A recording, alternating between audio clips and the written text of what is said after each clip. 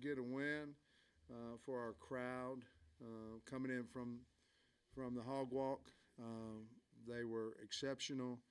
A lot of people out there, and I appreciate the noise and how our fans helped us win the game. Felt like they were a big part of it, and I want to thank them for coming out and supporting their football team. Yeah, Coach, 300 rushing yards today. I mean, I know it's towards the end of the season, but how needed was that for kind of the offensive line to have a night like this? Well, it's game 11, so it would be there, but any game, whether it be 1 or 11 or whatever, very happy to get 300 yards, and I think we averaged looks like 6 yards a carry or something like that. So I was proud of those. I was proud of Isaiah. I mean, he ran unbelievable. When we handed off one time into it, really what should have been a dead play, and he got 12 yards on it. So I was proud of the offensive line and the runners. And obviously we've got some injuries there. KJ's a big part of the running as well. And it was good to see Damo, come in and split that a big-time hole there on 4th and 2. But to go down there and split it down there for 31 yards, it's good to see him back.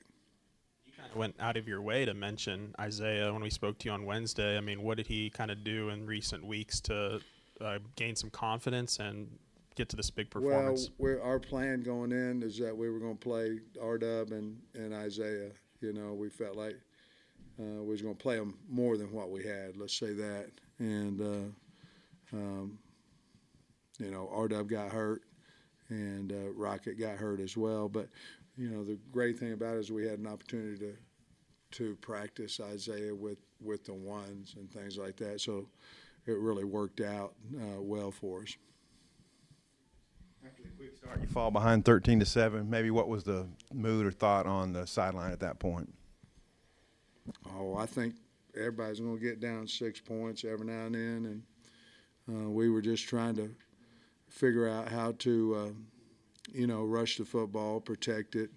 We were giving up some big plays, and so we needed to stop that, and we had some bad penalties too. Special teams was causing us position, and we had a penalty on Tree, on a late hit or a low hit, and so we were talking about how we could stop hurting ourselves with those. I think we had 4 penalties in the first half, but there really wasn't anything magical about being down 6 that we did, to be honest with you.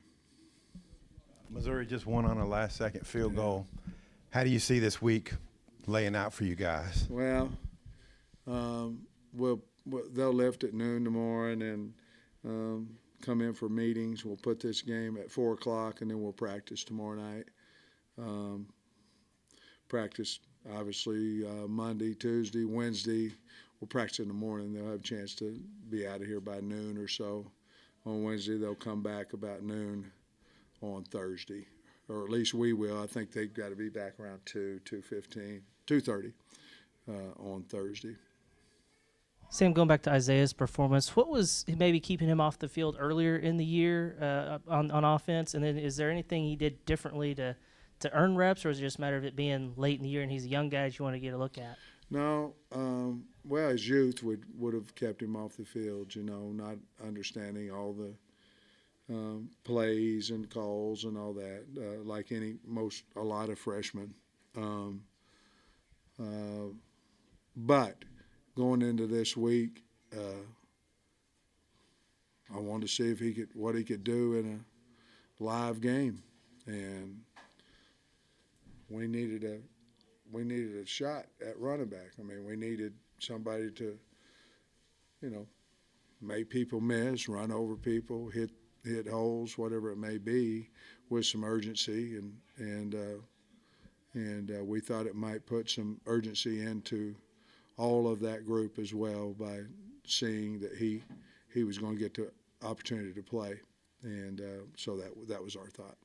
Any update on Rocket or R-Dub, what their injuries are and everything? I don't. Rocket's got a shoulder and R-Dub's got a knee, but other than that, I don't know how bad. On Dominic Johnson, it had been 2 days shy of 2 years since his last rushing touchdown. What do you think that moment kind of meant to him? It meant a lot to me. I hope it meant a lot to him. It was for 4th and 2 deal, and there was nobody in the middle of the field, but I'm sure he was really excited about it. He looked, his face was glowing when he came off the field, but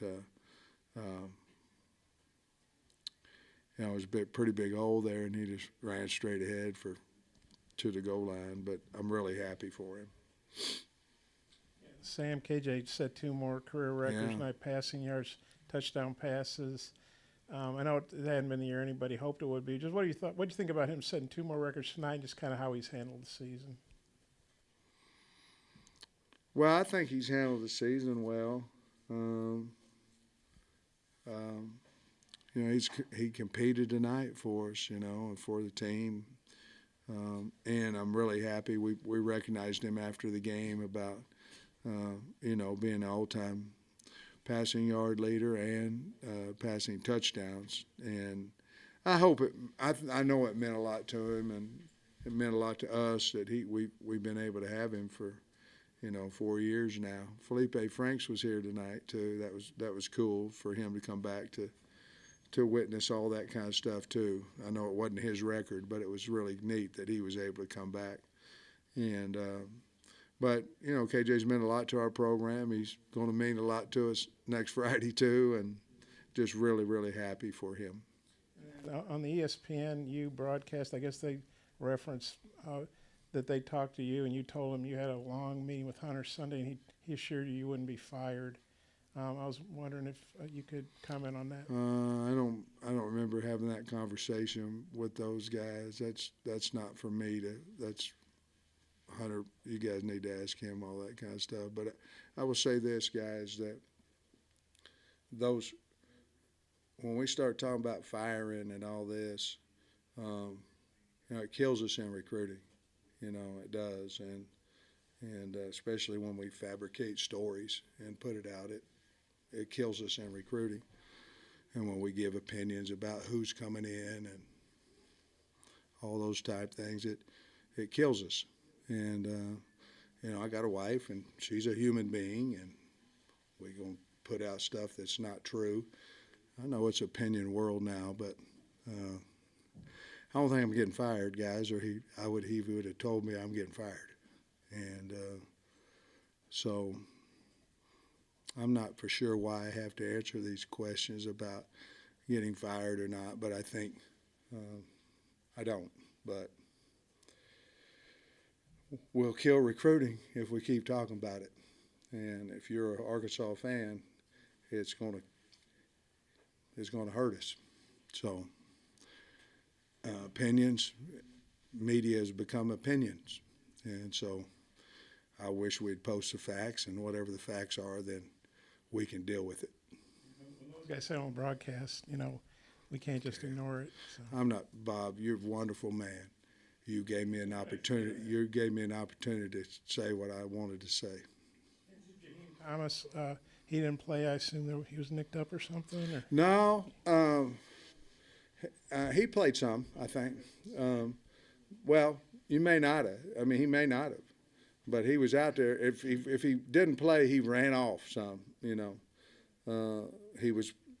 was out there. No, we just thought Greer had a good week, and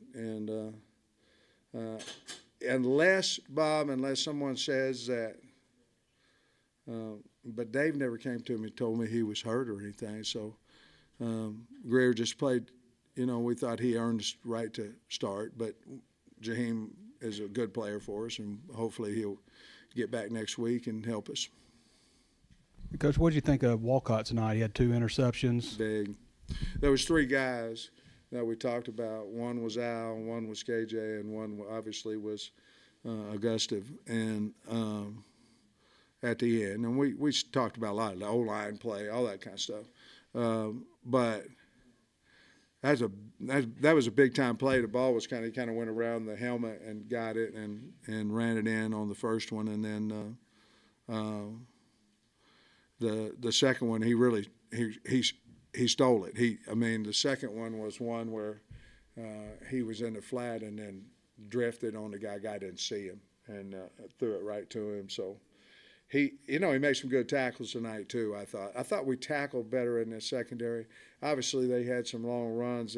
One of them particularly when they was in Wildcat, we had it bundled up for -2, and the guy comes around and makes a first down, which give him credit too. But I thought Al played a good game, and we're beat up back there. We're beat up at corner because Braxton didn't play, and a lot of positions, but we'll have enough throw out there against Missouri on Friday. Speaking of Missouri, how big is it to, have the momentum you guys have? And I mean, it's just a chance to play spoiler, but it's still something in a rivalry game. It's a rivalry game. They've got a really, really good team. I mean, they do, and we've got a lot of respect for their program. But I think a rivalry, you never know what happens. So we'll have our kids prepared. I know they will as well. But I'm excited about having an opportunity to play them day after Thanksgiving. Sam, going back to your corners, I noticed you started Stewart tonight over Nudie. Just kind of what went into that decision? Say again. You went with Keon Stewart over Nudie was hurt. Nudie got hurt on Tuesday and didn't practice, and so that's basically why. And Cam, he's been great for you all year. He missed the 2. Was there something going? Cam Little? Yeah, Cam going that way, and then he made 2 No. coming back, or. No, it's just, I tell you what, you're really good when you miss a couple and people talk about it. You know what I mean? And he is. And the last one that he made, I had a fake called. And it was 4th and 2, and then we didn't get the look that we wanted, so they called it off out there, or Scott did. They were 5-5, so we couldn't block them all, so. And then he made that one. But, no, I don't think there was anything. He had just – I think, he's not Superman. He's close. He's super, but I'm not worried about it. But I know why you asked the question, and I don't know. I don't think it was a bad hold or anything. I think we just pushed it right. I'll ask about Jadon Wilson, who caught the first touchdown. He's one of your younger receivers. Just what have you seen from him throughout the season that's kind of allowed him to develop? Yeah, well, he works hard. And did he run a reverse too? Didn't he run a reverse? It wasn't real good, was it? But we're trying to get the ball in his hand a little bit more.